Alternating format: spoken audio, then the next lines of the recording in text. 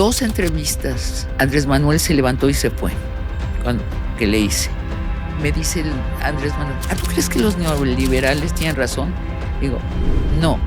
Dije que los neoliberales, dijiste que tienen razón. Sí, en su crítica a la gestión en Pemex. Pero sí crees que algo tienen de razón. Sí, algo tienen de razón. Se levanta y se va. Hice una entrevista a Peña Nieto. Habrás oído que la gente dice, eligió a la gaviota de un álbum. Bueno, allí está el álbum. Nosotros trajimos el álbum de Televisa y lo pusimos allí. ¿Dónde la elegiste? Es que no puedo decir nombres porque si no tendría que cerrar Largo Aliento. Pero estoy entrevistando a una política. Cada que le hago una pregunta, veo cómo va yéndose, da la vuelta, gira, nunca me contesta nada. 52 minutos en que nunca te contesta. Y digo, ¿qué nos espera con este personaje en el poder? ¿Hay algún medio de comunicación que hoy tenga el prestigio de solo decir la verdad? Yo no creo que exista ese medio. Público memorioso que nos ve, que nos escuche, que esta es una investigación. Soy Ricardo Sevilla. Estos son datos duros. Público memorioso que nos ve, que nos escucha y que nos difiere con su preferencia, me da muchísimo gusto recibirla hoy aquí, una vez más, en la mesa de los datos duros. Usted sabe, vea, no hay mantel, pero si lo hubiera, estaríamos con un mantel largo, porque me da muchísimo gusto recibir a una escritora, a una dramaturga, a una intelectual de a de veras. Sabina Berman. ¿Cómo estás, Sabina? Muy bien, Ricardo. Gusto de estar acá. Al contrario, gracias a ti por la deferencia de visitarnos en Datos Duros Podcast. Sabina, eres escritora, eres dramaturga. Yo recuerdo haber leído muchas obras tuyas a lo largo de mi juventud, que ya quedó atrás, pero últimamente la gente te relaciona con el análisis político, con los temas coyunturales, y yo quiero iniciar por ahí, acaso provocativamente. ¿Qué tiene la política que te ha llevado por esa ruta y que de una u otra forma, no lo sé, diría Jaime Sabines, pero lo supongo, que has dejado un poquito de lado la literatura o ya no te vemos con tanta asiduidad como antes compartiéndola? Te vemos más analizando el espectro político, conversando con actores políticos. ¿En qué momento ocurre eso, Sabina? Yo sigo considerando mi primer oficio la literatura y paso 5 días a la semana ejerciéndolo. Lo que pasa es que la política es un gran teatro con muchos espectadores. Mucha gente quiere enterarse de lo que está pasando en ese escenario. Y entonces hago un programa a la semana, Largo Aliento, y resulta que, bueno, pues mucha gente lo ve alrededor, en promedio 1 millón de personas. Y entonces parecería que yo me dedico a eso y toda la vida me he dedicado a eso. No, yo sigo escribiendo literatura y con una cantidad saludable de personas que atienden lo que hago, solo que no es comparable con los que atienden la política. Cuando dices atiendo la literatura, dices que escribes, pasas 5 días, pero también lees. ¿Y qué tipo de autores, qué tipo de literatura lees? ¿Cuál es tu dieta cotidiana o vas cambiando? ¿Cómo funciona? Voy cambiando y por necesidades muy personales. Ahorita, por ejemplo, estoy releyendo a Somerset Maugham, del que me enamoré muy recientemente, hace 2 años lo descubrí, le dije a mi madre que lo estaba leyendo, que si lo había leído, que tenía que leer este autor. Me dijo: "Pero, ¿cómo si era el autor más famoso del mundo cuando yo era adolescente?". Cuando mi madre, que tiene 97 años, era adolescente. Y ahora lo estoy releyendo. Siento un enorme placer, em, ir sintiendo cómo elige las palabras, cómo va armando las tramas, un gran maestro de la literatura, de una litera sus personajes son de la alta burguesía, de el Reino Unido colonial, otro mundo que ya no existe. Bueno, también lo disfruto mucho enterarme de ese mundo. Es por razones muy íntimas. Todo lo hago por razones íntimas. ¿Y esas razones íntimas también te llevaron de la mano a la política o esas son razones menos íntimas? Me empezó a interesar la política porque soy feminista. Em, Isabel Tardán, con la que sigo trabajando hoy en día, que es ahora mi directora en Largo Aliento, em, hicimos una película, hicimos otra, y una noche que estábamos en la cocina de mi casa, Isabel me dice: "¿Por qué cuando yo pido algo en el set, la gente cree que es una sugerencia, si soy la directora?". Le digo: "¿Por qué será?". Pues porque es mujer. Hay que pensar que estamos hablando de 1999.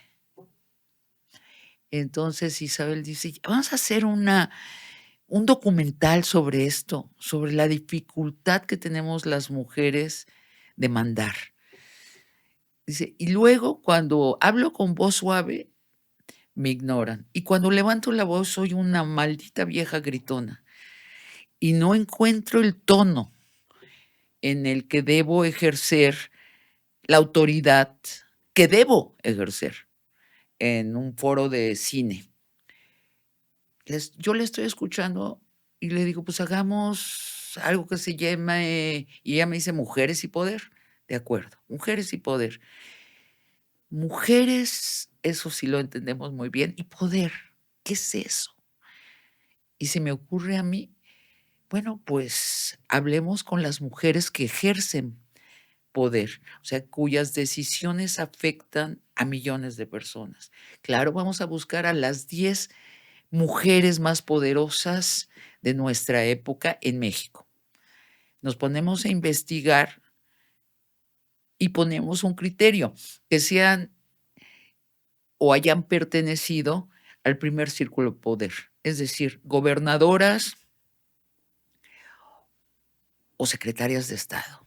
Pues descubrimos, fíjate esto, Ricardo, 1999, que no juntábamos 10 en la historia de México. No las juntaba. No, no las juntamos. De hecho, hicimos trampa, es una manera de decirlo, y tengo que corregir porque en nuestra época te cortan el clip, hicimos trampa, eres una tramposa. Bueno, hicimos trampa y pusimos 6 que sí pertenecían a ese primer círculo de poder o habían pertenecido, y a otras 4 que prometían que podrían llegar. ¿Las recuerdas? A ver, Rosario Robles iba hacia allí, y no nos equivocamos. El Baester Gordillo ya lo había ejercido el poder, ya había sido, bueno, pues era dirigente del mayor sindicato de Latinoamérica. Rosa Luz Alegría, la primera secretaria mujer de Estado. em, mm, Beatriz Paredes había sido secretaria. em, déjame pensar quién más. em, Eran solamente políticas. sí, porque dijimos, vámonos a lo más directo, a lo más evidente. Una de mis creencias dramatúrgicas, hay que ser pura en el transcurso de la intención a la realización. Poder, políticas, ¿no? Directo. Y fue muy interesante, y allí es donde me empezó a interesar la política y me empecé a interesar en la política. A raíz de Mujeres y Poder, me invitan a hacer un programa en TV Azteca, me invita Katia de Artigues a acompañarla en un programa. Hicimos un programa muy creativo, que era una gran sala con espejos en las paredes y detrás estaban las cámaras. Es decir, era una cámara de Gesell para observar a los invitados sin que ellos se vieran a sí mismos observados. Y sí, hicimos cosas muy divertidas, algunas, y otras con mucha influencia. Y por primera vez en la televisión comercial fue Monsiváis, Paco Ignacio Taibo, John Ackerman, el Fisgón, porque era la gente que yo leía, la gente que me interesaba lo que estaba escribiendo sobre la política. Y entonces al programa le fue sumamente bien. Teníamos ratings muy altos. ¿Y qué pasó con el programa? ¿Por qué se terminó? Bueno, estuvimos mucho tiempo, estuvimos 14 años. En el camino, Katia y yo nos distanciamos, empezamos a pensar distinto y decidimos hacer 2 programas. Y hice una entrevista a Peña Nieto que le cayó muy mal. Era una entrevista donde a la mitad de la entrevista caían de la parrilla de arriba corazones, globos en forma de corazones. Y esa era mi estrategia de dramaturga para sacarlo de sus casillas e introducir rápidamente el tema de su relación con la gaviota, con la señora Rivera. Y efectivamente pasó eso. Pasó un poco distinto, porque Peña Nieto lo que le pasó es que cuando fue y vio que los globos empezaron a tronar por las luces del techo, creyó que estaban disparando. Okay. Por un poco y se mete debajo de la mesa que era de cristal, que no le hubiera ayudado mucho, pero en el sacón de onda sí nos dijo lo que esperábamos que nos dijera, que estaba saliendo con la gaviota. Y de allí vino un análisis de qué implicaba electoralmente que anduviera con la gaviota. Y habíamos hecho nuestra tarea y entonces enunciamos que la telenovela que estelarizaba la gaviota tenía 12 millones de espectadores. También especulamos que muchos de esos 12 millones de espectadores iban a votar no por Peña Nieto, sino por el novio, y tampoco de la gaviota, sino del personaje sufrido de la telenovela que hacía la gaviota. No nos equivocamos en nada. También sacamos, habrás oído que la gente dice, eligió a la gaviota de un álbum. Bueno, allí está el álbum. Nosotros trajimos el álbum de Televisa y lo pusimos allí. ¿Dónde la elegiste? Bueno, pues nosotras muy contentas de haber hecho un programa divertido, interesante e influyente y que cambiaba la conversación, todo eso, con un gran rating, pero cuando Peña Nieto se vuelve presidente, su jefe de comunicación social pide que yo ya no esté ahí, en TV Azteca. Directamente. Eso me dicen. No tengo fotografías, ni videos, ni grabaciones de eso. Total, me esquinan y yo muy tranquila sigo con mi vida y con mi primer oficio, que es la escritura. Y me paso allí varios años, el miércoles a las 12 de la noche. Y todo va, pues, muy mal, pero ahí estoy. yo tomando esto como que es una beca, hacía un buen programa. Ay, después a Ricardo Salinas se le viene a ocurrir la maravillosa idea de que ya no estamos haciendo televisión, sino debemos hacer contenidos para las redes. Se adelantó a su tiempo, excepto que no entendió las redes.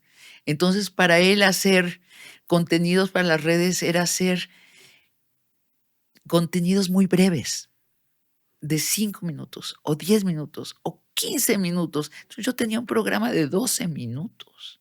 Me pagaban muy bien e iba a ser 12 minutos. Y siempre, obviamente, no me duraba el tiempo para hacer entrevistas interesantes.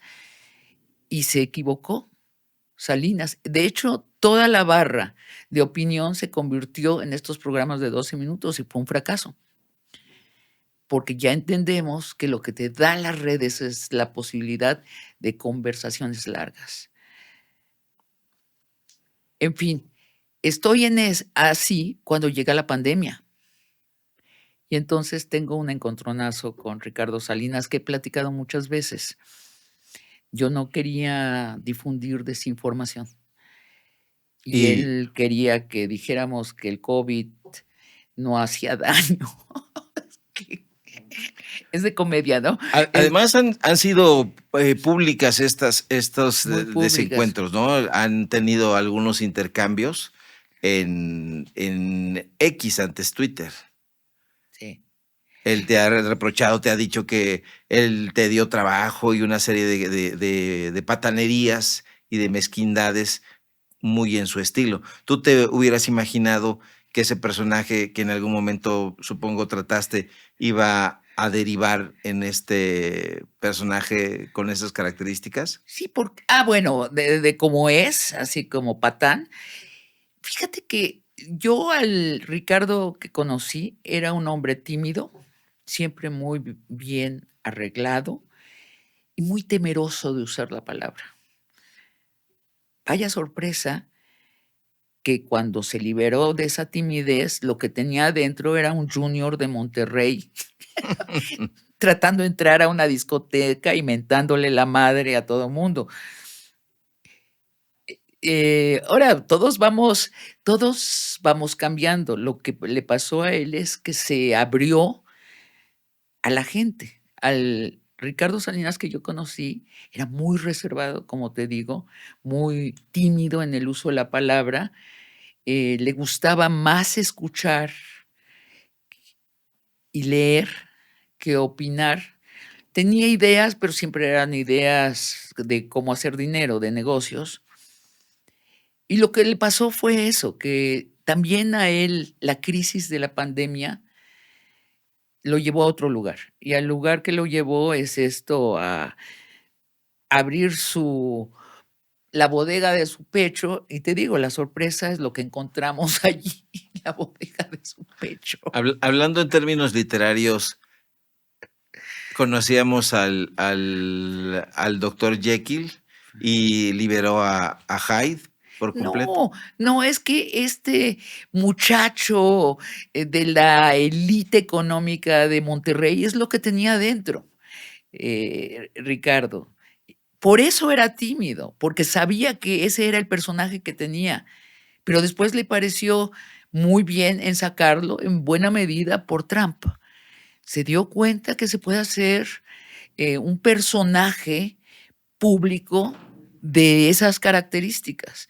Yo nunca me lo hubiera imaginado, pero no me sorprende cuando lo hace, de que insulte a las mujeres. Es este muchacho de la élite económica de Monterrey que lo educaron para que él, por ser hombre, tiene derechos y sobre las mujeres. Bueno, es típico, es un mi rey de Monterrey. Pero es una constante también, Sabina, y yo te quiero preguntar, porque sé que tienes esta formación de dramaturga y que estás acostumbrada a estudiar, a comprender a los personajes. tenemos ahí a Salinas Pliego, pero también tenemos ahí, por ejemplo, a otro personaje con características similares, que es Alfredo Adame. Y toda esta gente, de alguna manera, ha cosechado una cierta popularidad a partir del insulto recalcitrante. Sí. Desde tu punto de vista, estos personajes, ¿cómo es que han logrado capitalizar y obtener una popularidad semejante montados en el insulto, en la misoginia? ¿Por qué el pueblo de México o mucha gente celebra este tipo de personajes? ¿Tú qué piensas cuando los ves? Estridentes. Yo lo que observo es que no es el pueblo de México, es un sector. ¿Qué sector? Precisamente los que tienen estos problemas de comunicación en su vida real. O sea, que a cualquier problema se incendian y empiezan a mentar madres y solo se pueden expresar a base de los cohetes incendiados del insulto. No tienen otras capacidades. Bueno, Ricardo coloca en un lugar visible y admisible esto. Entonces lo adoran. Dicen, mira, estamos bien.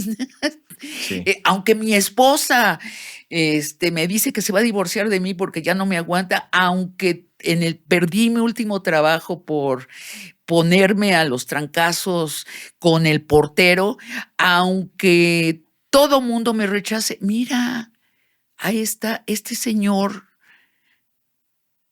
honra nuestras dificultades de comunicación. Estamos en el siglo de las mujeres. El gran suceso del siglo XXI es el advenimiento de las mujeres a la igualdad, que quiere decir a la expresión pública, a la autoridad en puestos sociales, a la creación de una filosofía de vida. En esta circunstancia, donde esto es el suceso social más importante de la humanidad, estos señores salen y dicen, no, bueno, ya no los voy a imitar. Sí los puedo imitar, vengo del teatro, entonces sí me puedo divertir, pero no, son unas viejas, además que no hable porque está fea, que dices, bueno, son una minoría, pero una minoría que son millones de personas. De ahí la popularidad del tío Richie. Y después tiene problemas porque cómo defender eso, se hace bolas, ¿no? Sabina, ¿en qué momento tú dices, voy a transitar de la literatura al feminismo de regreso, voy a llevar estos conocimientos hacia la literatura o no los voy a llevar? ¿Puedes dividir tu vida entre lo real y lo literario? Porque yo tengo una fascinación por la literatura y yo he tratado de separar esos dos universos, porque en la carrera de comunicación esa era como el requisito. Una cosa es la literatura y otra cosa es el periodismo. Pero llegado a un punto me daba cuenta que Vicente Leñero, que García Márquez, que otros tantos autores lo practicaban. Pero también en la realidad, lo cierto es que muchas veces como periodista me encuentro frente a una escena política o una escena de cualquier otra índole y los veo como criaturas literarias. tú logras dividir tu vida de la literatura y decir, esto es lo estrictamente literario y esto es, por ejemplo, una conversación de largo aliento con algún político, con algún empresario, ¿puedes abandonar por un instante el gusto literario? La gran diferencia entre periodismo y literatura es que en el periodismo tu sustancia es la verdad. La palabra o la representación sirve para expresar algo que es real. En literatura, no. Sin embargo, gran parte de lo que escribo en literatura está basado en hechos reales. Solo que en periodismo sí, soy muy estricta con la verdad, solo la verdad, siempre la verdad. Ahora, dicho lo cual, la verdad es un territorio también muy interesante. La verdad dicha desde dónde. La verdad de qué tamaño, ¿no? Porque la verdad que cabe acá, cuando abres la mira, ya significa otra cosa, este pedacito de acá. La verdad expresada desde la empatía o desde el odio. O sea, es todo, como bien sabes, como buen periodista que eres, no es simple el asunto de la verdad, pero sí hay un lugar simple, que es, ¿voy a decir la verdad o no, o voy a mentir? Una decisión importante en esta época donde el periodismo está anegado por la mentira. No siempre lo estuvo. Eso, fíjate que me lo pregunto. Creo que es peor ahora, pero sí teníamos una noción equivocada de que prevalecía la verdad. Y que y no, y no, porque hay además muchas maneras de mentir. La literatura, la meta es otra. ¿Cuál es la meta de la literatura? De lo que yo hago, te voy a decir. Yo siempre estoy buscando un fractal, un pedazo de realidad que incluya los elementos de una realidad mucho más amplia, ¿no? Si escribo una fábula en 3 hojas, quiero que esa fábula te informe sobre una realidad mucho más amplia.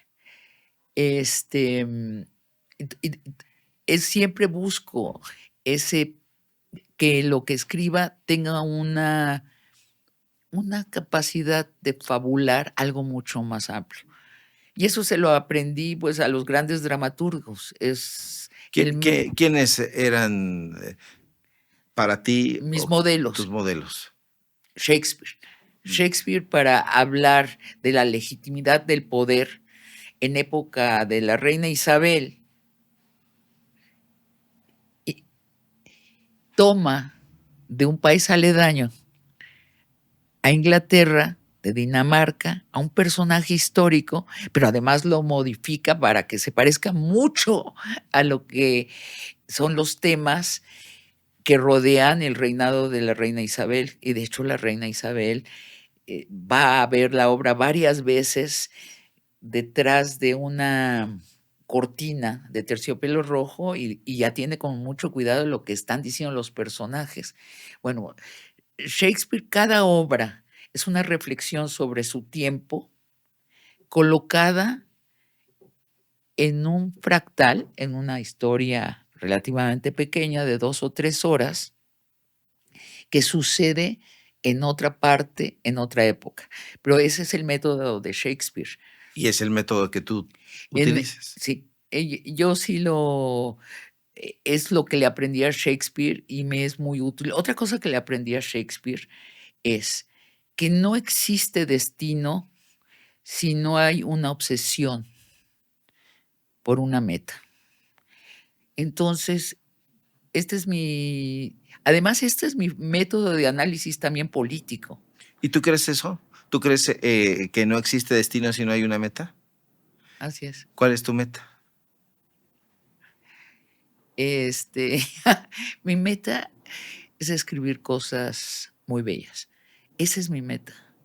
Muy interesantes. Me encanta además la interacción con los que están afuera. O sea, por eso me gustó, por eso la mayor parte de mi vida he hecho teatro, más que otras, que escribir prosa o escribir poesía. Poesía, por ejemplo, yo empecé escribiendo poesía. Lo dejé por la sensación de aislamiento y de que escribía un poema y luego qué pasaba con el poema. Lo publicaba en una revista literaria y qué le había producido a alguien. No, yo quería ver lo que le había producido. Empiezo a hacer teatro por eso y empiezo a obsesionarme por la comunicación. ¿Consideras entonces que el teatro es mucho más masivo que la poesía? Ay, bueno, por supuesto. Pero, por ejemplo, autores como Neruda o como Sabines o como Benedetti, que Dame más, porque en español acabas de decir los tres. sí. Los tres. Fíjate, Neruda, yo no entendía por qué a la gente le gustaba Neruda. Yo lo leía y decía, pero es que ni siquiera le entiendo de qué está hablando. No lo entiendo. Es que leíste Residencia en la Tierra, a lo mejor, pero los 20 poemas de amor y la canción No, desesperada. de verdad no entendía bien qué hacía Neruda.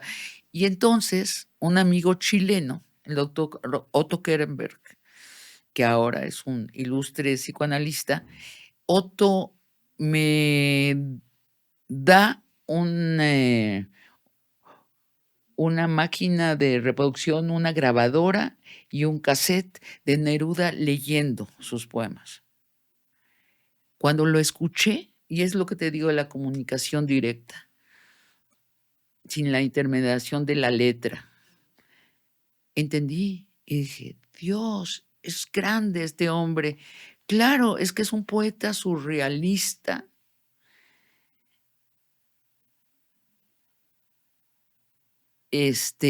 No, nunca había entendido que era surrealista Neruda y es tremendamente emocional y claro, es como Huidobro. Entonces empiezo a entender las fuentes de Neruda y desde entonces digo, Neruda es una presencia que siempre me acompaña. A veces cuando estoy escribiendo digo, ¿qué hubiera hecho Neruda?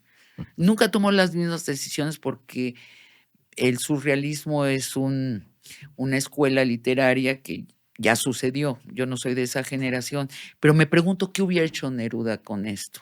Me dio muchas palabras Neruda, me enriqueció muchísimo. Estaba pensando en Sabines igual, que sí. es otra estrategia ante la literatura. Y Benedetti también. Estaba pensando en otros, quizá Amado Nervo, quizá Rubén Darío. Not my cup of tea. No han influido en mi vida. Te debo decir una cosa, hay una dificultad para las mujeres que escribimos. ¿Cuál? Pues esto de que los poemas de amor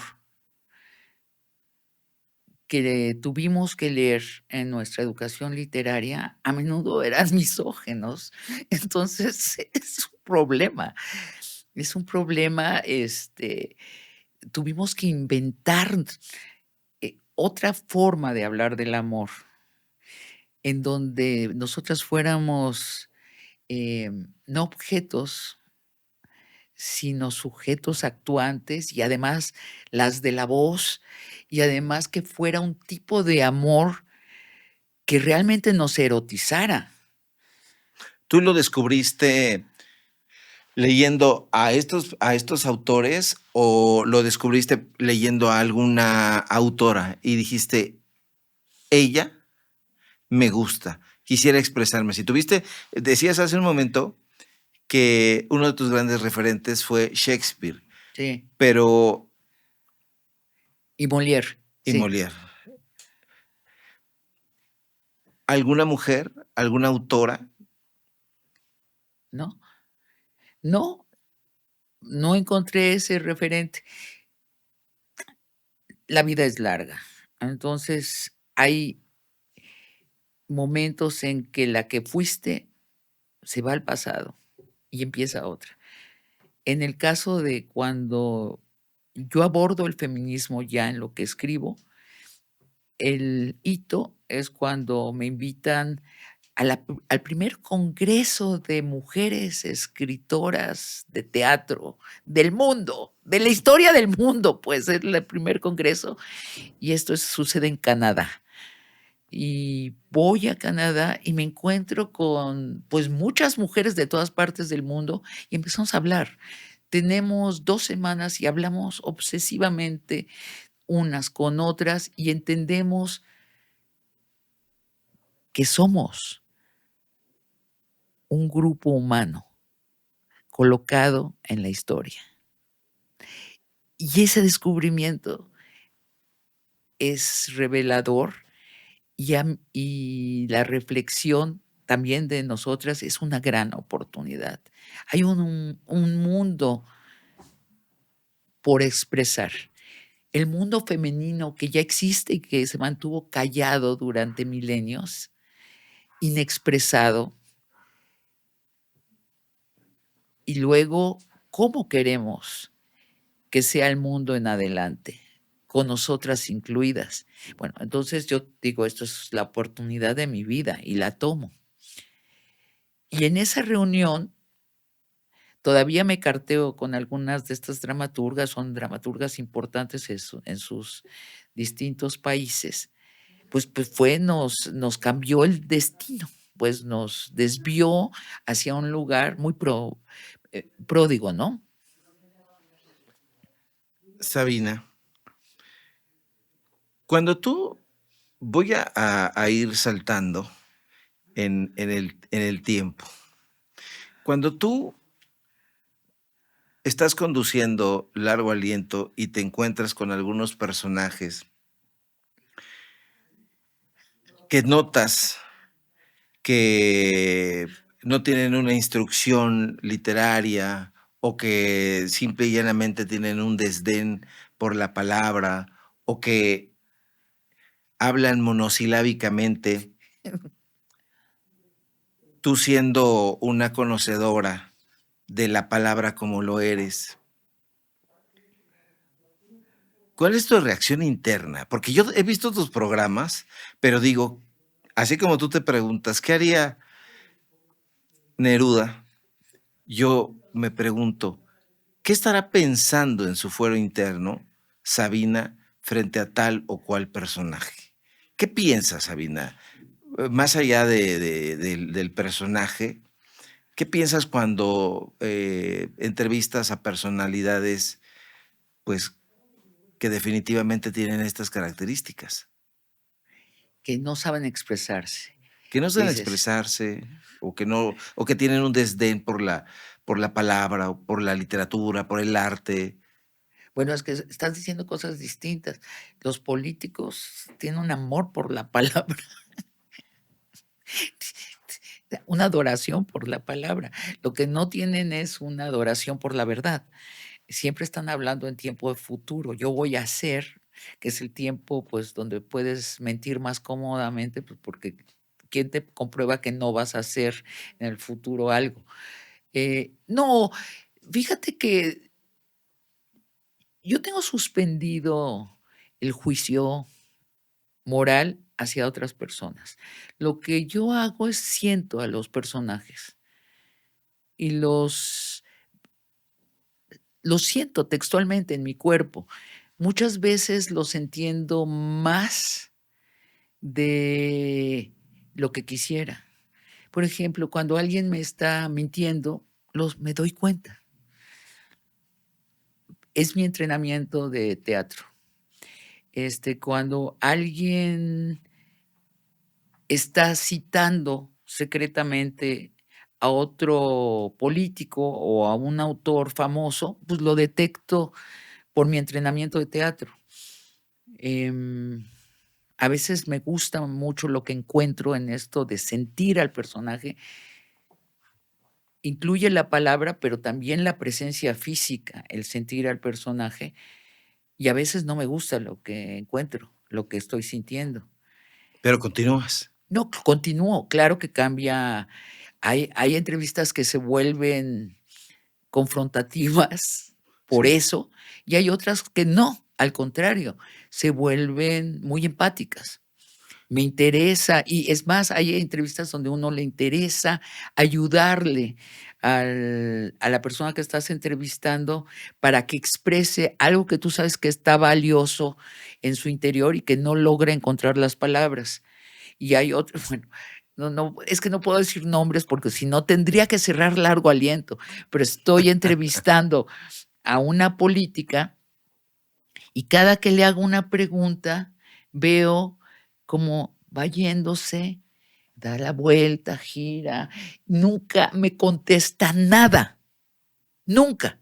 Entonces, eso se me vuelve fascinante y digo, primera primera meta, saber si sabe que tiene esta dificultad. Hago la pregunta adecuada y me doy cuenta que sí sabe y que tiene un entrenamiento de medios, pero entonces 52 minutos en que nunca te contesta.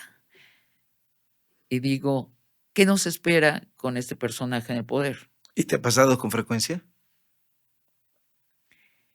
Yo diría que no es inusual, no es la mayoría, por supuesto, pero no es inusual, es uno de los vicios de la política, ¿no?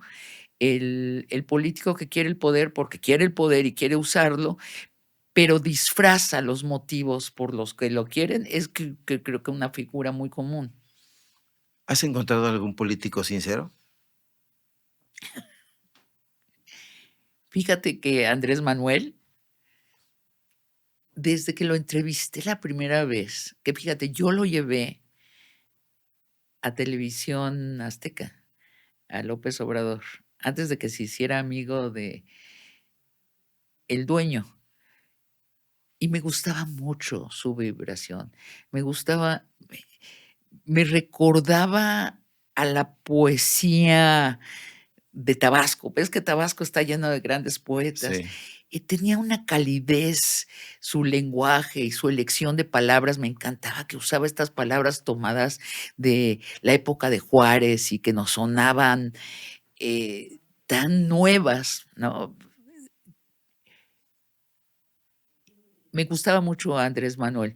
Y al mismo tiempo, con Andrés Manuel siempre tuve el problema de que 2 entrevistas.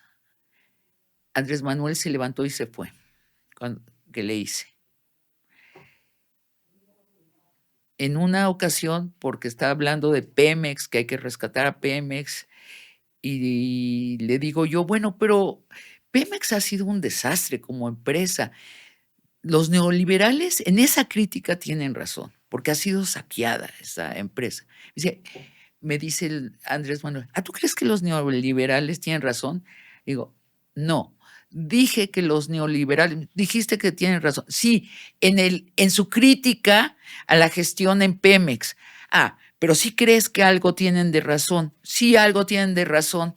Se levanta y se va. "No, espérate, Andrés Manuel", ya ni me acuerdo si regresó o no regresó. Y la segunda ocasión fue por un altercado de ese nivel. Bueno, somos complejos. Andrés Manuel tiene un rasgo de intolerancia a la discrepancia en las cosas que le interesan. Si discrepas con él en lo que para él es una obsesión, se enoja y te deja hablando sola. Y tiene grandes virtudes. Hablando de Andrés Manuel decía que había polarización en la sociedad mexicana. Decía que en la derecha, los neoliberales eran los polarizadores, pero los polarizadores, bueno, o por lo menos a los que él considera polarizadores, decían que la polarización provenía de él. Más allá de si unos u otros tenían razón, hubo un momento, existe ahora la polarización, Sabina. Enorme. Es casi la regla. ¿Dónde, tú corrígeme a mí, ves en los medios conversaciones de gente que piensa distinto? Yo no las veo. Eh, he visto perderse a grandes talentos intelectuales en la polarización. Tampoco podemos saber quién es. No, no quiero decir, es que no quiero precisamente polarizar, pero te doy un ejemplo. Tengo una que era mi amiga, gran analista política, de gran influencia, y se fue peleando con Andrés Manuel, no con la izquierda como ideología. Y tenía otra circunstancia ella, que no había leído nunca realmente sobre la izquierda. Tenía nociones capturadas en conversaciones al vuelo. Entonces, nunca aceptó que las ayudas sociales eran importantes. Muy rápido les puso el mote que eran dádivas. Y ahí se perdió su capacidad de análisis, porque si no entiendes lo que hizo la izquierda en este país al dar ayudas sociales, pues no entiendes nada de lo que ha pasado en los últimos 7 años. Y le pasó con varios conceptos. He visto eso, esta negativa a entender la realidad y rechazar todo lo que viene del bando al que no perteneces. Y eso te jode el intelecto. Ahorita está jodido el panorama intelectual. Creo que hay mucha polarización. Creo que cuando se habla de México, no se hablan de los mapas de la realidad, del territorio real. Se ha perdido el territorio. La gente habla nada más de los mapas y incluso me duele cuando veo gente de la derecha que niega cosas evidentísimas. Ahorita con el problema esto de la señora Ayuso, que hay que agradecerle, ¿no? Estábamos muy tensos y llegó y se puso de piñata, nos sirvió de botana, afirmando algo tan ridículo como que Cortés es el padre de la mexicanidad, ¿no? Sin enterarse para nada de la biografía de Cortés. Le sonó bien. Alguien le dijo, y Cortés es español como tú, y entonces esta vino a decir esta tontería. Hasta allí es totalmente comprensible. La señora Ayuso es una política y depende de sus asesores y no tiene asesores sobre Latinoamérica. Lo increíble era leer textos de historiadores mexicanos defendiendo la postura de la Ayuso. Dices, a ver, ¿por qué? ¿Por qué? Porque están llevando agua al molino de la derecha. Dices, pero no, eso no es el trabajo de un intelectual. ¿Cuál es el trabajo del intelectual? Qué buena pregunta. Yo creo que es ponerle palabras a la realidad. ¿Tú te consideras una intelectual? Sí, eso es lo que hago. ¿Por qué lo haces con menos frecuencia cada vez, Sabina? ¿Por qué has dejado el análisis por entrevistar a otros personajes y darles la palabra cuando muchos estaríamos pensando que es más importante y más interesante escuchar tus análisis? Mira, me puse a escribir análisis realmente en el 2016, cuando se volvió factible que la izquierda llegara al poder. Nunca creí que lo iba a ver en mi vida en México. Cuando empieza a ser posible y veo el tamaño de la ignorancia alrededor de la izquierda, es comunismo, ¿qué otras cosas decían? Dictadura.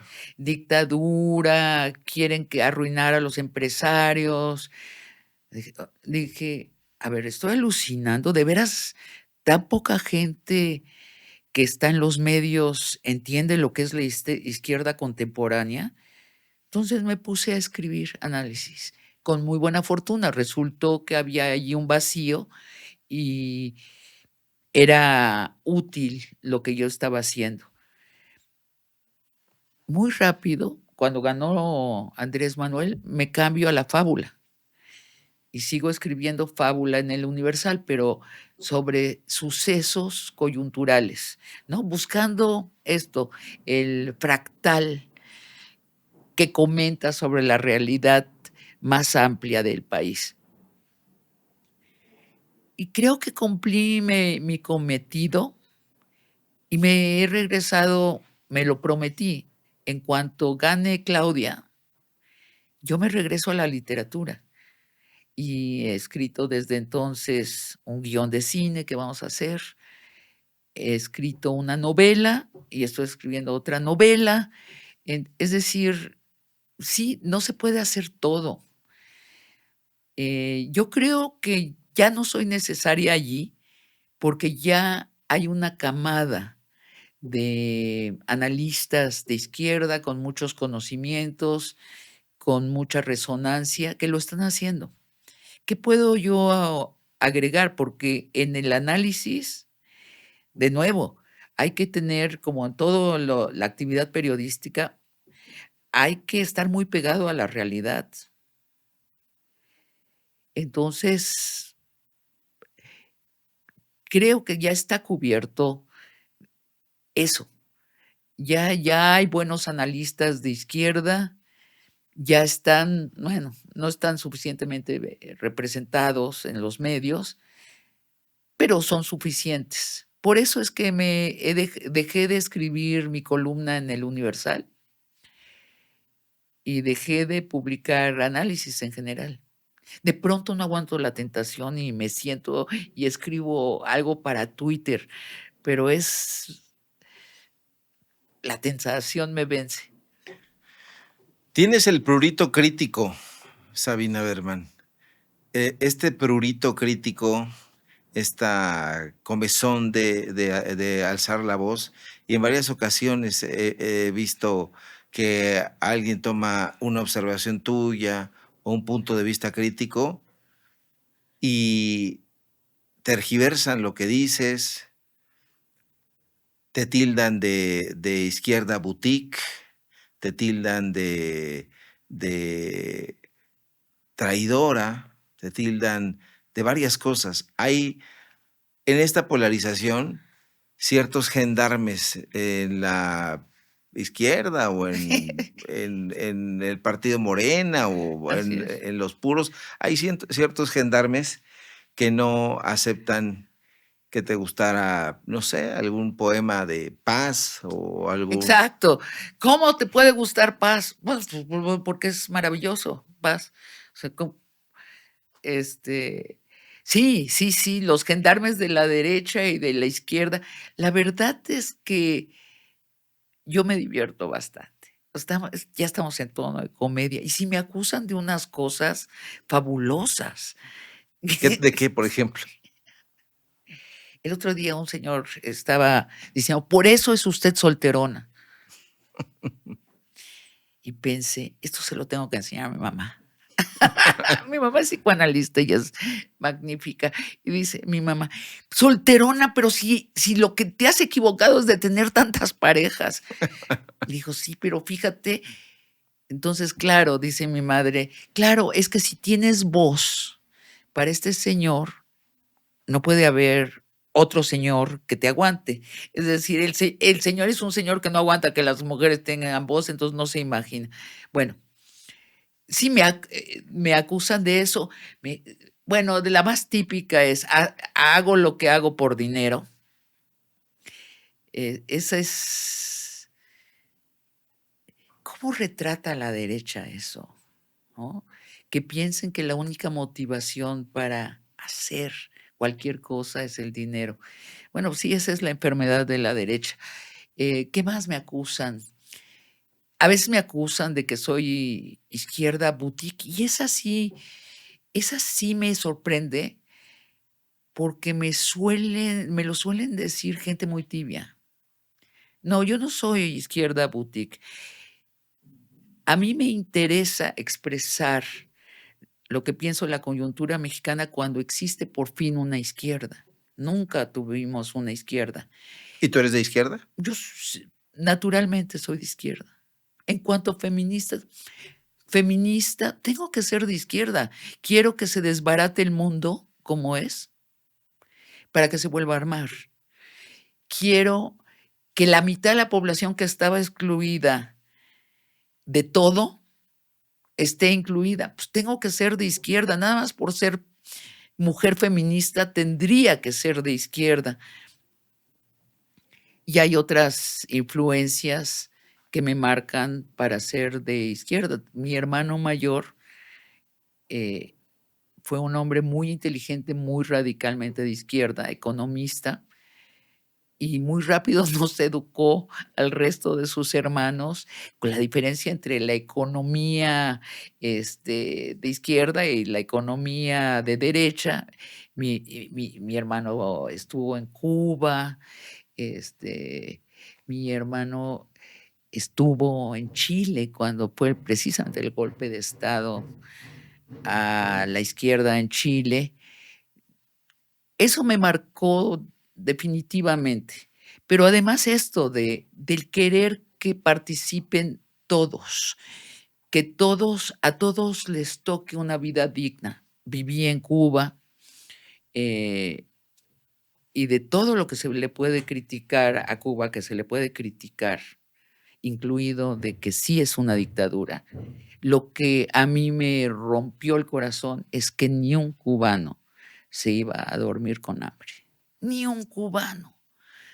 Todos tenían una canasta básica que les aseguraba que iban a comer 3 veces al día. Eso a mí, no sabes cómo me afectó viniendo de México, donde la mitad de la población en aquel entonces pasaba hambre. Me rompió el corazón. Otra cosa que me rompió el corazón en Cuba fue el acceso a la cultura. Eso me hizo enamorarme de Cuba.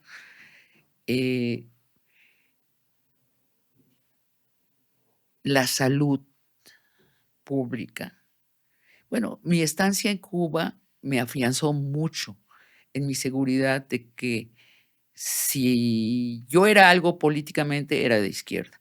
Pero en México no había la posibilidad de una izquierda real en aquel entonces.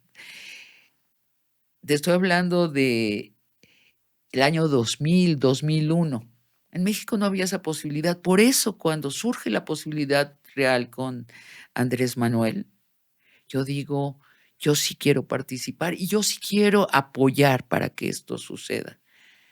Entonces, cuando me dicen que soy izquierda caviar, digo, no, a ver, no, pero sí me es interesante porque entiendo que tengo datos de personalidad que coinciden con la izquierda caviar, pero bueno, lo que pasa es que los otros datos no los están viendo.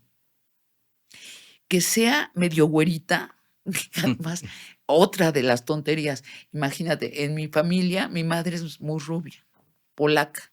Entonces yo era de las morenas en mi familia, como mi papá, judíos morenos. Entonces cuando me dicen que soy blanca, yo salto así y digo, ¿quién dijo esa tontería? Lo quiero conocer, porque en mi biografía íntima, yo no soy blanca.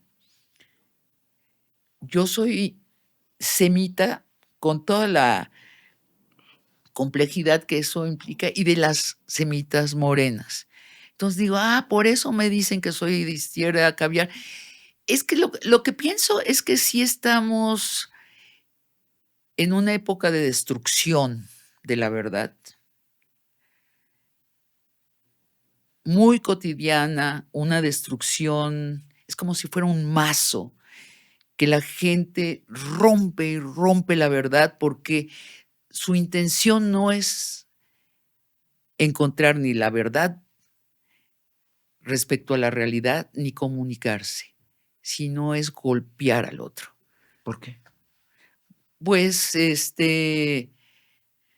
yo creo que es culpa de la democracia. ¿Ah, sí? Sí, Wow. en la democracia el poder está en disputa, eternamente está en disputa. Si no es la elección, ahorita será pronto. Entonces, por lo menos hay 2 facciones que se están golpeteando todo el tiempo.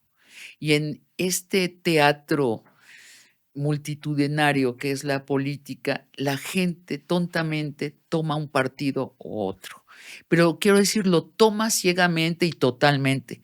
Todo lo que digan los de acá, yo estoy de acuerdo, y todos los que digan estos, y entonces la destrucción de la verdad y de la comunicación es brutal.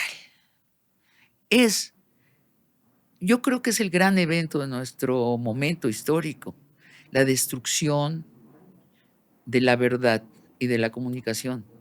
¿No te parece a ti? Sí, estaba yo pensando incluso en un título que se llama la destrucción de todas las cosas, de Hugo Iriart también. Buen dramaturgo, o no sé qué piensas. Así se llama una obra de teatro. Es un ensayo. Lo voy a buscar. Sí, No, yo está aprecio publicado en a Era. Hugo Iriart.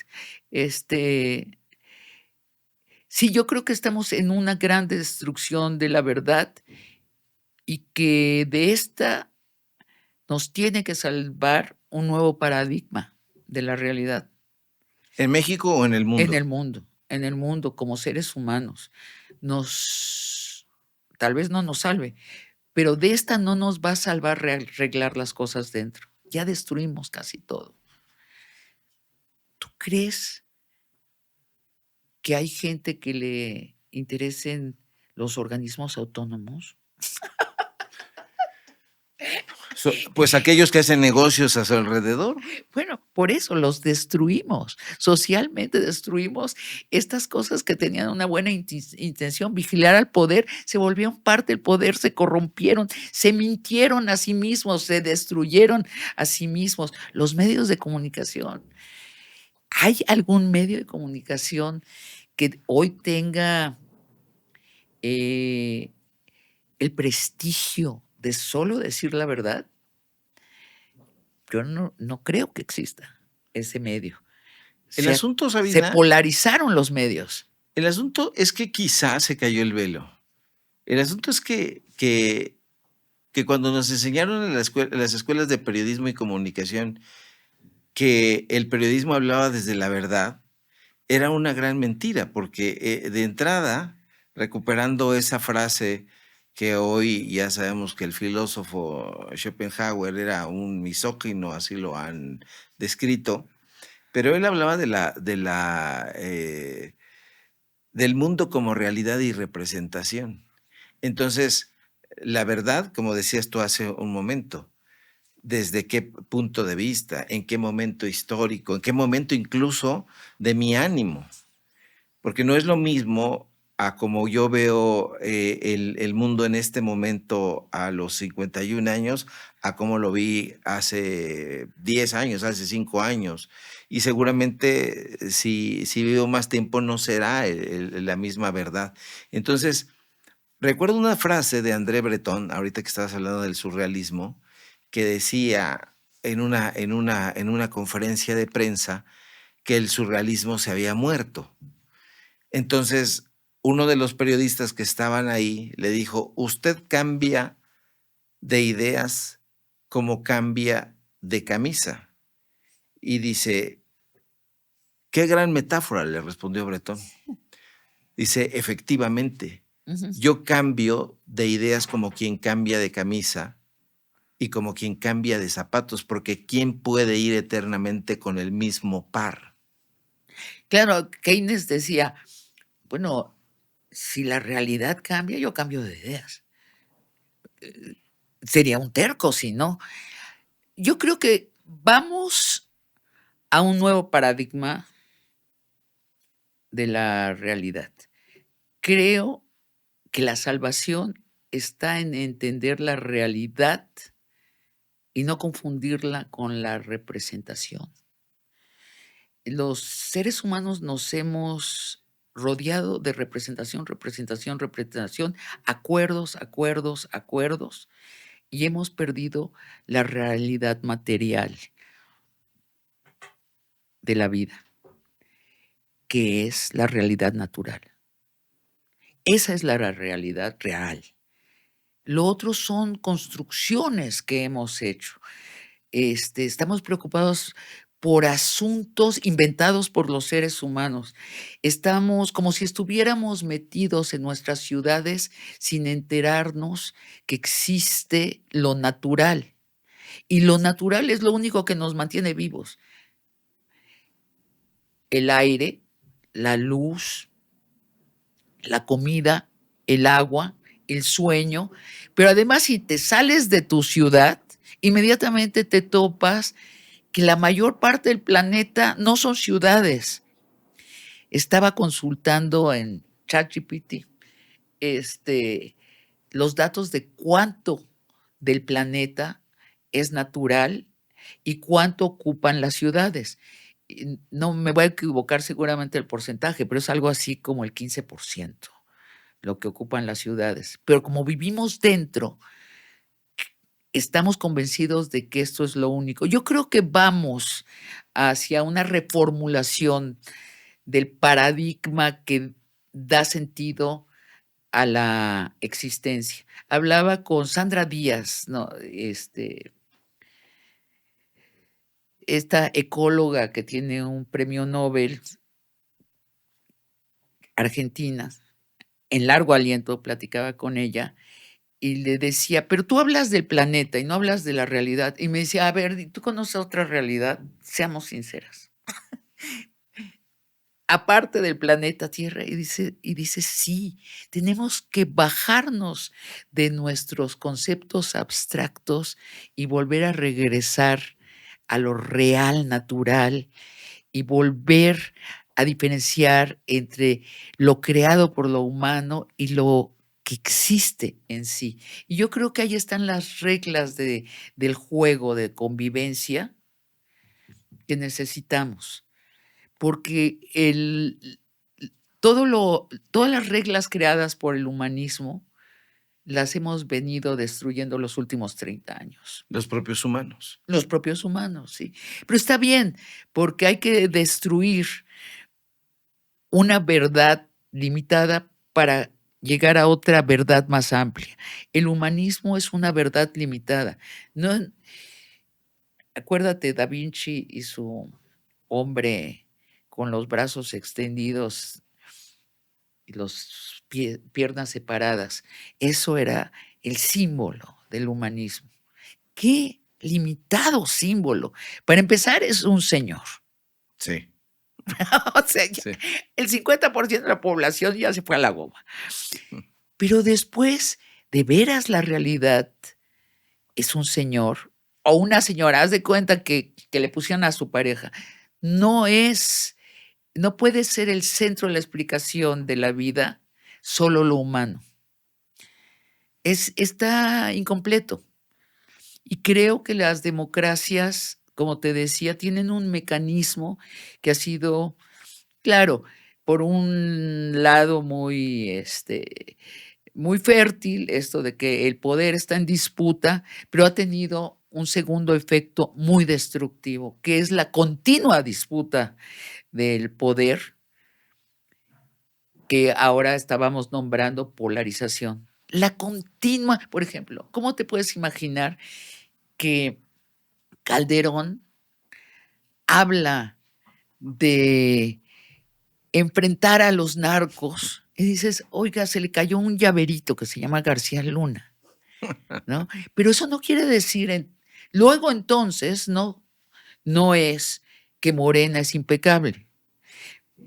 A este tipo de torpezas intelectuales nos ha llevado la polarización y nos y yo creo que se habla muy poco del mapa grande de nuestro país. Se habla muy poco del mapa de todos los países. O sea, se habla los mapas están muy chiquitos porque están diseñados para vencer el mapa del contrario.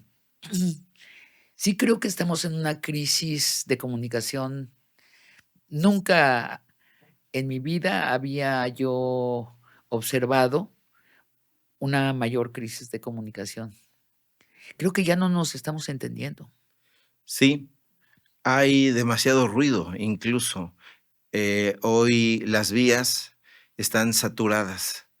En las redes sociales va uno viendo cada vez menos palabras, solo monosílabos, acompañando un video. Si ese video llama a la violencia, es exacerbado, si es radical, te detienes a verlo, pero ya no dejamos de lado la mesura. La revista Proceso publica una portada donde está una sucesión de soldados cargando a la bandera, ¿no? Junto a esta bandera del Zócalo. Lo último que me quedé, me asomé 5 minutos a X y vi que hay una acusación de que lo crearon con inteligencia artificial. Veremos o no veremos si eso es cierto, pero supongamos de que sea cierto que lo crearon con inteligencia artificial. Es típico de donde estamos. O sea, mi pensamiento, mi deseo de que sean las cosas es más importante que las cosas en sí. En esas estamos. Bueno, tenemos al hombre más poderoso del mundo, está actuando así. Mi deseo es que Groenlandia sea mía. No, bueno, pues tiene dueño, señor, y tiene una historia. No, es la imposición de mi deseo, mi pensamiento sobre la realidad. Nos estamos quedando en la pura imposición de unos sobre otros. Se están acabando todos ese entramado que tú dices, que sí había un velo y nos dijeron que era muy limpio y realmente estaba lleno de corrupción, pero era un entramado al fin. Todo eso se está cayendo. Ya no tenemos, ¿te acuerdas cuando decíamos Estados Unidos? Eso sí es una democracia. Sí. ¿Te acuerdas? Lo Lo decíamos hace recuerdo. poquito. Sí. No, pues ya no lo podemos creer. No lo podemos creer que es una democracia que está funcionando. Un señor gana las elecciones diciendo nunca voy a entrar a una guerra. Y a los pocos meses está en una guerra. Dices, bueno, esto es una crisis de la democracia, porque si la gente vota por algo y después no sucede, bueno, ya estamos en un gran caos. Creo que estamos en un gran caos, Ricardo.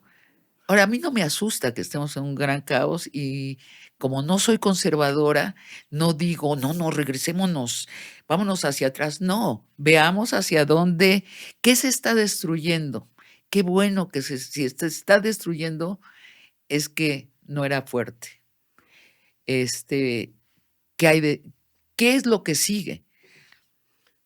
Viene una época muy, muy interesante, Sabina, porque yo pienso que eso existía ahí, estaba, pero hoy que se han caído esos ropajes, lo estamos viendo con toda la crudeza. Recuerdo haber leído en la facultad a un sociólogo y filósofo francés, a Gilles Lipovetsky.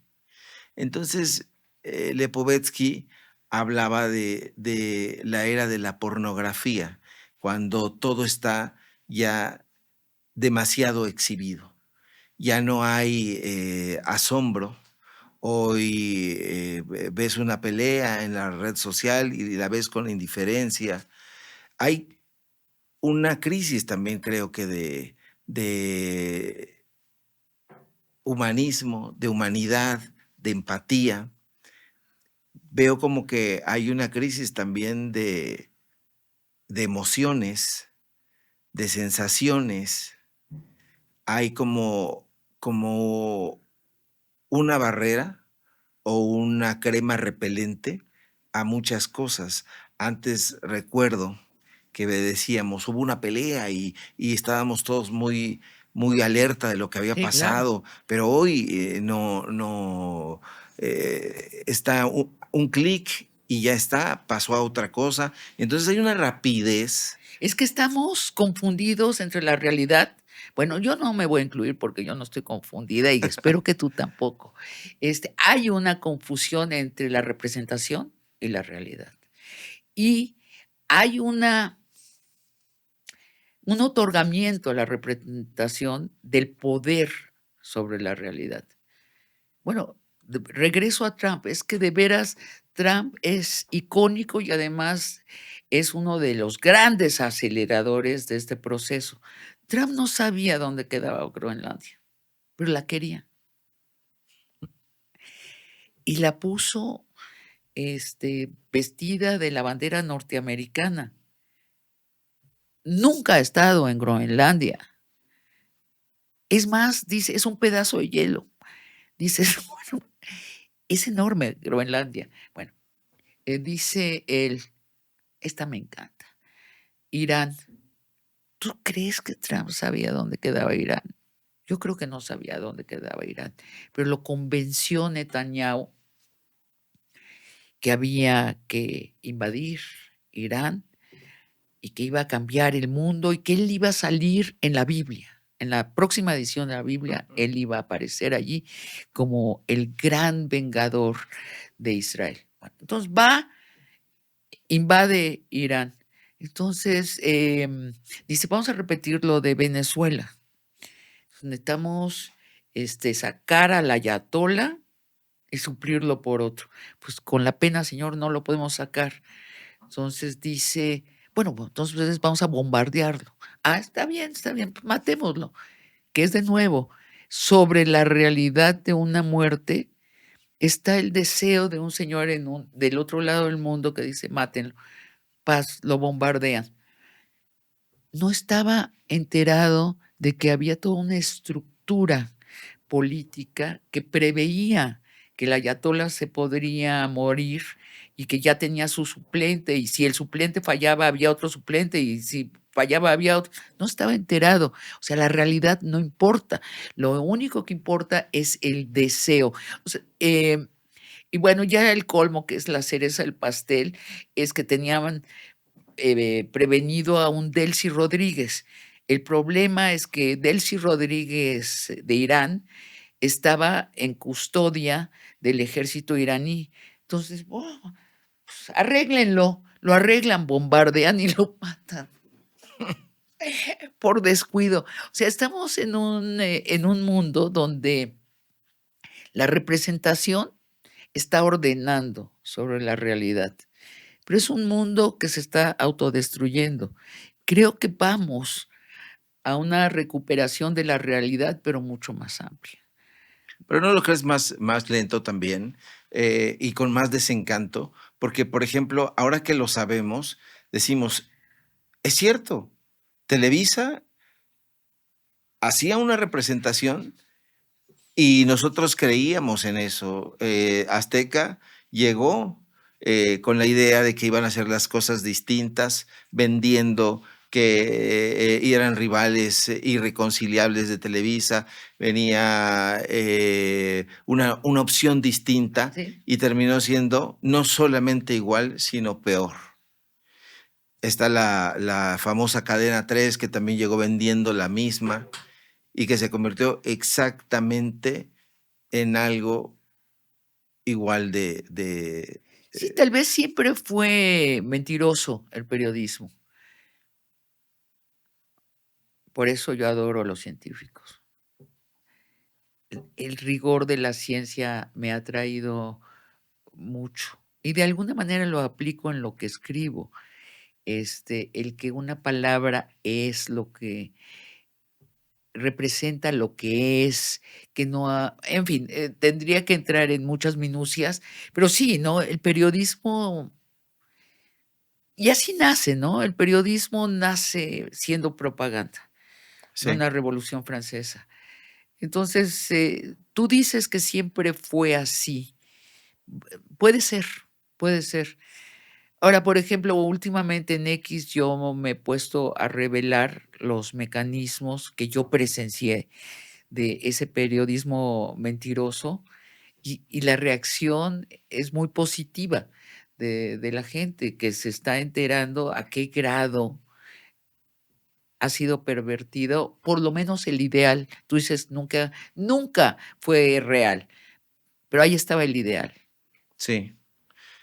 Sí, eso ha sido un tema de debate muy interesante porque yo le preguntaba hace no mucho tiempo a unos jóvenes alumnos y en algún momento algunos profesores en la carrera de periodismo les dijo que el periodismo no es objetivo, no es neutral, nunca lo fue, no puede ser neutral porque desde el momento en que tienes 10 notas y tú individualmente decides que entre esas 10 vas a colocar una, ya elegiste cuál vas a poner en la portada.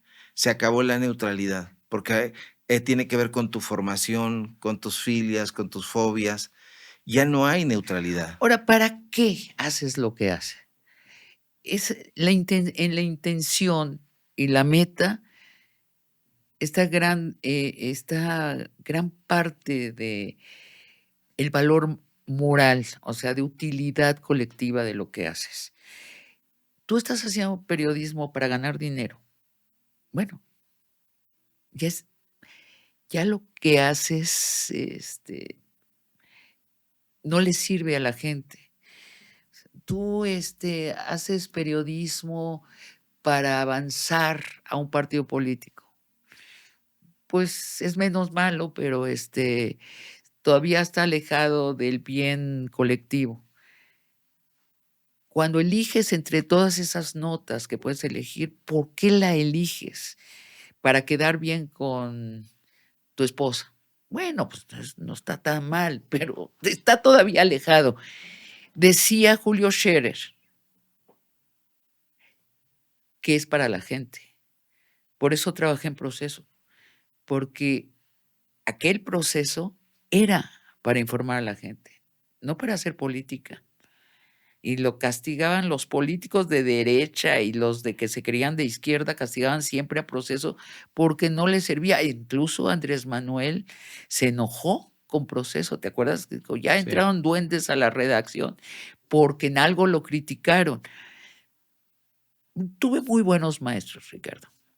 Julio Scherer en periodismo y Carlos Monsiváis, te los deseo. O sea, eran personas muy buenas y me ayudaron mucho a entender para qué estaba haciendo yo las cosas. Cuando yo escribo para la gente. Incluso cuando escribo, ahorita que estoy escribiendo novela, estoy muy pendiente de estarme comunicando, de emocionar, que la persona ¿dónde corto un capítulo? Pienso con astucia, tengo que cortarlo aquí para que le dé la vuelta. No estoy pensando ni agradarle a alguien, ni ganarme un premio, ni echarle agua al molino de un partido político. Es muy importante saber para quién estás trabajando.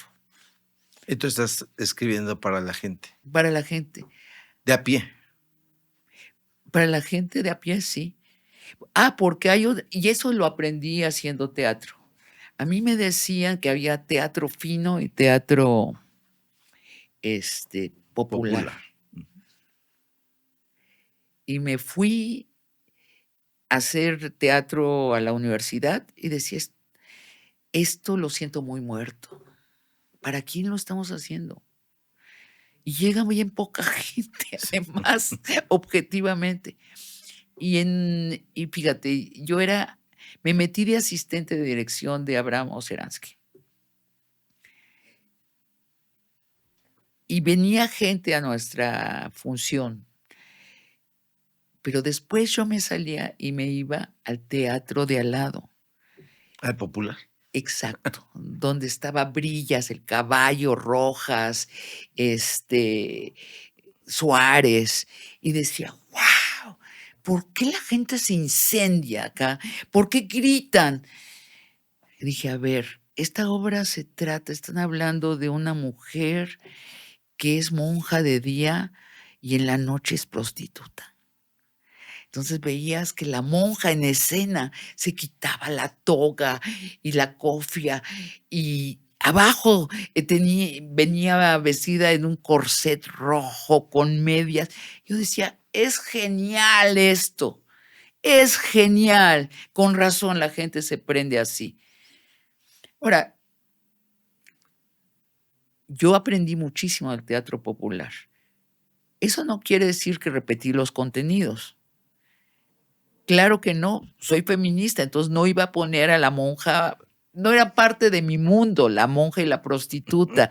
Entonces, pero la técnica sí, o sea, ser directa, llegar a las emociones, no tenerle miedo a los símbolos, que cuando los símbolos coinciden con la realidad, hablar de la realidad social. Ser política, que la gente salga de entre Pancho Villa y una mujer desnuda diciendo, ¿qué quemo? ¿Qué tomo? ¿Dónde están las armas? Yo quiero la igualdad. Que la gente salga así del teatro o salga así de una novela. Ah, caray. No, yo mañana dejo la ciudad, la que estoy escribiendo la gente va a terminar diciendo, no, yo ahorita dejo de vivir en la ciudad y me voy a ir a vivir en la naturaleza donde están las verdaderas leyes naturales. Yo sí quiero que la gente se enganche, por eso admiro tanto a Shakespeare y a Molière y a Brecht también, por supuesto. Pertenezco a una generación donde los conservadores que estaban en el poder, los neoliberales, dictaban que el arte no debería ser político. Sí. Es decir, no debería ser social, no debería ser para todos. Y nos decían la alta cultura y la baja cultura. Yo nunca me compré ese mandado. Sí. Nunca me lo compré. Sí, y parece que ha pasado un tiempo precioso, porque yo recuerdo cuando edificaron el Centro Nacional de las Artes, el lugar cuyo arquitecto fue Ricardo Legorreta, y lo edificaron para una élite. El otro día fui y hacía tiempo que no iba, y vi un Centro Nacional de las Artes completamente distinto, con familias, con jóvenes haciendo picnics.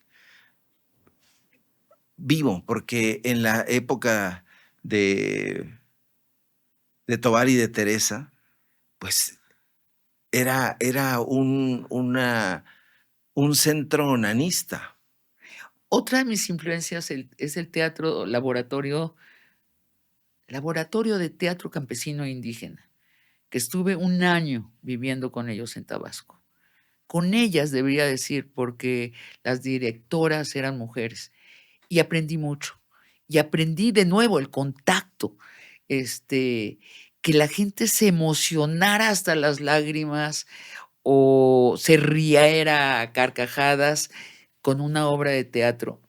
Después de esa estancia con ellas, es que escribo Entre Pancho Villa y una mujer desnuda, que bromeábamos que era mi aportación al laboratorio de teatro indígena y campesino, porque yo no soy indígena, no soy campesina, pero la técnica de lo social, de cómo representar y para quiénes, lo aprendí, así en el teatro popular, popular, con el Caballo Rojas y, y en el teatro laboratorio, el Laboratorio de Teatro Indígena y Campesino. Y a raíz de eso escribo Entre Pancho Villa y una mujer desnuda, que es una obra, la primera obra feminista de teatro en México. No sé si del idioma español, no estoy segura. Y el teatro se llena, o sea, el resultado Sí, lo recuerdo. es inmediato y real. Todavía estamos representando ahorita Entre Pancho Villa y una mujer desnuda, y me da tranquilidad saber que es una obra que ha, trascendido al tiempo. La gente se sigue prendiendo igual, y gritan, y se entusiasma. Esa obra también me separó mucho de los intelectuales elitistas, conservadores en México, porque no me la perdonaron. Iban a ver la obra porque estaba llena, porque algunos intelectuales me hicieron el favor de escribir en páginas editoriales sobre ellas.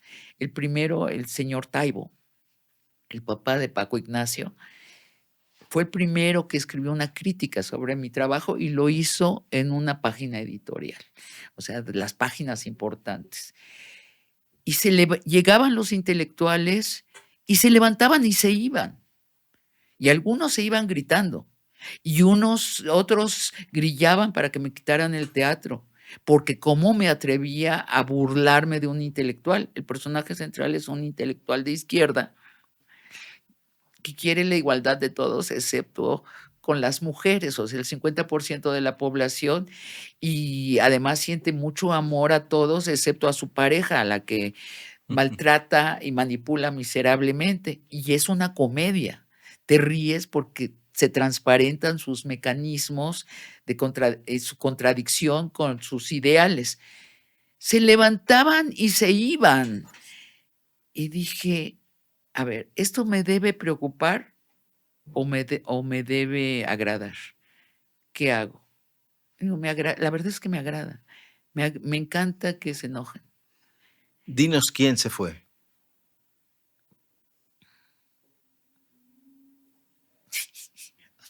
Pues no te voy a decir. Ya los vi así. No te voy a decir. Lo que te puedo decir es que perdí muchas oportunidades allí. Fui castigada por Entre Pancho Villa y una mujer desnuda, y después por las que siguieron. O sea, porque es una pirámide el arreglo de los intelectuales en México. Hay presidentes, o sea, Paz era el presidente de los intelectuales. Tenías que estar bien con el presidente de los intelectuales, y él daba las becas y demás. Yo no conocía a Paz, pero sé que así era. Y después fue Krause.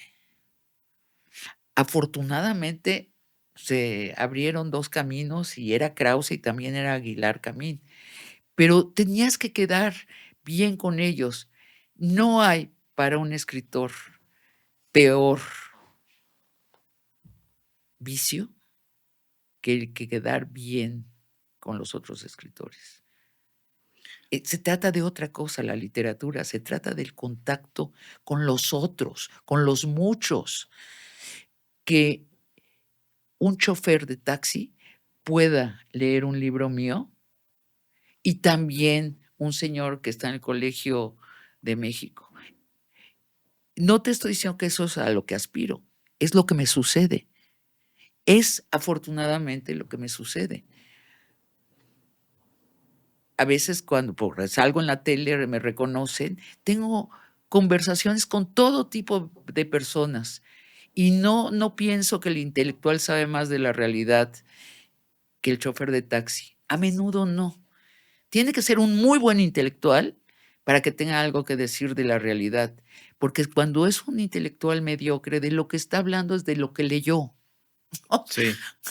O y cuando es un intelectual pervertido, es de lo que le conviene pensar, porque ya se confundió entre intelecto y política. El señor de taxi está mucho más en la realidad y generalmente le preocupa antes que nada el bienestar económico de su familia. Y tiene razón, tiene razón. Sus opiniones son más honestas. Bueno, y además la política debe servir. La política no es un ejercicio intelectual, debe servir a la gente. Si no sirve a la gente y de forma muy concreta, nos están tomando el pelo los políticos. A mí es lo que me gustó mucho de la 4T. Sigo pensando que la mayor contribución de la 4T son las ayudas sociales y el cambio del salario mínimo. Nos cambió la vida a todos, a todos.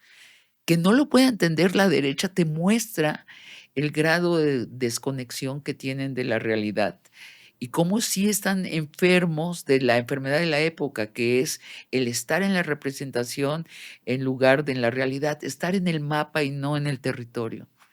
Desgraciadamente para ellos, cada 6 años, estos que reciben las ayudas sociales votan. Sí, Es lo único que les falla en el esquema, ¿no? un gran hierro, porque nunca pensaron que se iban a quedar, que iban a envejecer, Sabina, porque no hicieron escuela. Los intelectuales, como los que mencionas, no hicieron escuela, no engendraron nuevas generaciones de intelectuales y todo el poder lo acumularon. Entonces, hoy dices, bueno, Aguilar Camín, ¿cuántos años tiene Aguilar? ¿Cuántos años tiene Krause? ¿Y dónde están sus herederos intelectuales? ¿No ves gravitando en torno a ellos a una nueva generación Bueno, pujante de autores, de ¿no? escritoras? ¿No? O sea, la revista Nexos, si tú revisas el directorio, ¿qué te digo? Son los mismos personajes de siempre, le echas un ojo a Letras Libres e igual. Decías hace un momento, pues bueno, Octavio Paz era como el presidente y del otro lado pues estaba Nexos, ¿no? Que en el primer momento llegó el jefe Enrique Florescano, ¿no? Que era el que los capitaneaba a ellos, pero también hubo sus otros mandarinatos. Hubo el mandarinato de Fernando Benítez, ¿no? Los También, mandarinatos, sí, esa sí, esa palabra la puso la Beauvoir, ¿no? Para calificar cómo funcionaban las letras en Francia. Sí, sí, mira, en cambio, Monsiváis, ¿cómo conozco yo a Monsiváis? Después de que hicimos Mujeres y Poder, este documental, suena el teléfono en mi casa, contesto y me dice: "Hola, quiero hablar con Sabina Berman". Le digo: "¿Ella habla?". Me dice: "Te habla Carlos Monsiváis". Y le digo: "Pepe, ya deja de joder, ¿eh?". Y le cuelgo. Estaba segura de que era mi mejor amigo que me jugaba bromas. Vuelve a sonar el teléfono. "No, sí habla Carlos Monsiváis". Digo: "Mira, Pepe, ya ahorita estoy ocupada". Me dice: "Es que sí habla Carlos Monsiváis". Y de pronto pienso: "Sí es cierto, la voz es bien distinta. ¿Cómo está, señor Carlos Monsiváis?". Fue él quien me llama a mí a raíz de Mujeres y Poder y me dice que tiene curiosidad de conocerme y que quiere conversar conmigo y quiere conversar con Isabel, que era la directora. Nos invita él a comer y él se propone para presentar la serie.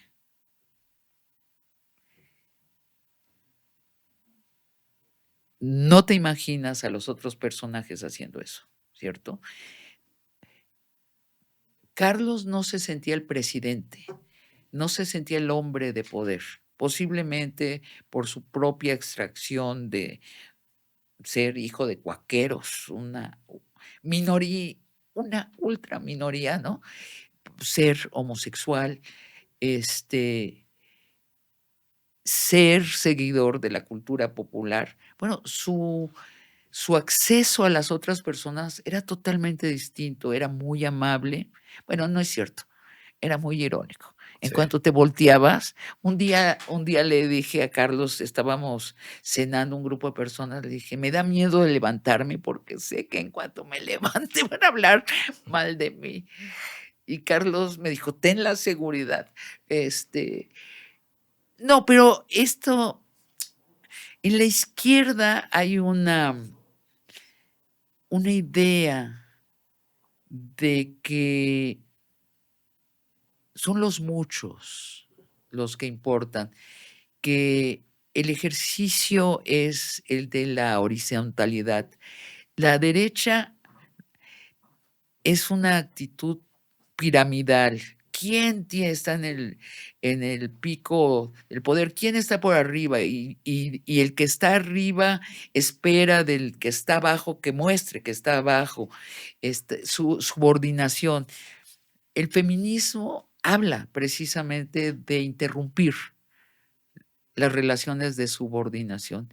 ¿Se puede relacionar un ser humano con otro sin subordinación? Esa es la pregunta del feminismo y contesta sí. Entonces, si no es a través del poder, ¿qué une a dos seres humanos? La empatía. Y el gran reto del feminismo, ahora que las mujeres ya estamos llegando a lugares de autoridad dentro de la sociedad, no necesariamente de poder, de autoridad, es probar que la empatía es más poderosa que el poder, que se puede vivir en un orden regido sobre todo por la empatía, que la empatía no lleva al caos, que esto es, bueno, todos los conservadores ahora ya han sacado libros y están obsesionados por este tema de qué hacemos con la empatía. Y dicen, no, la empatía es la debilidad del ser humano. No, la empatía es lo más poderoso, pero nos toca probablemente a las mujeres expresarlo y darle forma a esta nueva manera de relación entre los seres humanos, que no está, no hay ese periodo en la historia humana que reconocemos, que tenemos documentado, donde existió este tipo de relación. Si va a existir, posiblemente nos toca sobre todo a las mujeres expresarlo. Está más viva en nosotros la empatía. Yo creo que desde los cuerpos, desde biológicamente es así, ¿no? Tenemos cuerpos preparados para ser madres. Pero además corresponde a nuestra primera educación. Nos enseñan a no pelearnos, Sí. sino a compartir. Nos enseñan a proteger, no a invadir. Entonces, bueno, lo tenemos que probar. Todavía lo platicaba con una directora de cine con la que estoy haciendo una película y me decía ella, ¿vamos a poder trabajar tú y yo sin subordinación? Y le digo, más nos vale. Y que no sea un caos y que el resultado no sea mediocre, que sea muy exigente, que el resultado sea muy bueno, pero ¿podremos hacerlo sin subordinación? Bueno, lo estamos experimentando. Y he oído últimamente, hablaba con Claudia Lavista, la coreógrafa, que está trabajando con Gabriela Ortiz, la música, y están teniendo pláticas muy semejantes. Bueno, vamos a poder trabajar en una colaboración que no implique que Gabriela manda sobre Claudia o Claudia manda sobre Gabriela. Estamos haciendo experimentos que no se habían hecho antes. En fin. Sabina, es un deleite conversar contigo. Yo quisiera seguir conversando, de modo que te voy a hacer otra invitación. Ojalá no sea la primera ni la última vez que visitas este foro de datos duros en esta nueva etapa, en esta morada. Regresamos a casa, donde arrancó prácticamente este podcast, donde siempre eres bienvenida. Yo le recomiendo a usted, público memorioso, que lea por favor a Sabina Berman, que la escuche, que la atienda, porque es una auténtica intelectual. Yo la escucho, la leo, ahora con menos frecuencia, no porque no quisiera, sino porque escribe con menos frecuencia ya en los mentideros periodísticos, pero indudablemente en sus libros va a encontrar la mejor versión de Sabina Berman. Sabina, muchísimas gracias. Muchas gracias, Ricardo. Al contrario, gracias a ti.